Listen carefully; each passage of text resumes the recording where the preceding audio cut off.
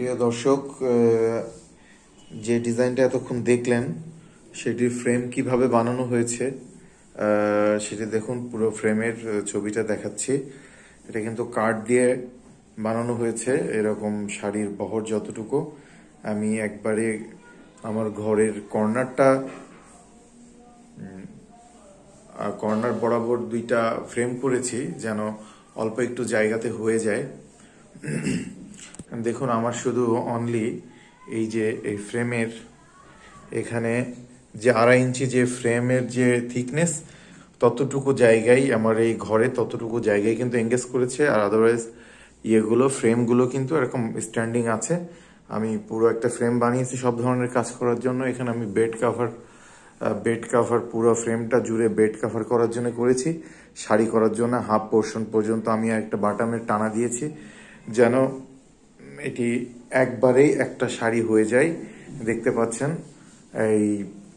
এই পাশের ফ্রেমের অর্ধেক আঁচল, অর্ধেক বুকের কাজ, আর এই পাশের ফ্রেমের টোটালটা জুড়ে পাড়ের কাজ। তো এটাই স্ট্যান্ডার্ড শাড়ির সেটিংটা, এটাই স্ট্যান্ডার্ড ধরে নিয়ে আমরা করছি। তো আপনাদের বাসায় যদি সেরকম স্পেস না থাকে, যদি ছোট পরিসরে করতে চান, ছোট ছোট ফ্রেম বানিয়ে নিয়ে করতে পারেন।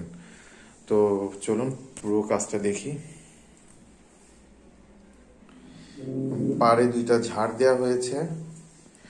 সকালে সূর্য উঠছে এরকম একটা ফিল। রাতের তারাগুলো কিছু কিছু দেখা যাচ্ছে, রাতের তারাগুলো মিলে যায়নি, আবার সকালের শুভ্র রেখাটাও ফুটে উঠেছে।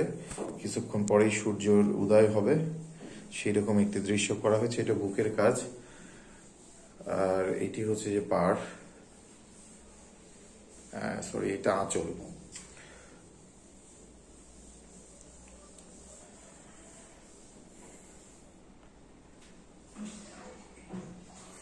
সকালে সূর্যের আগমনে একটা রক্তিম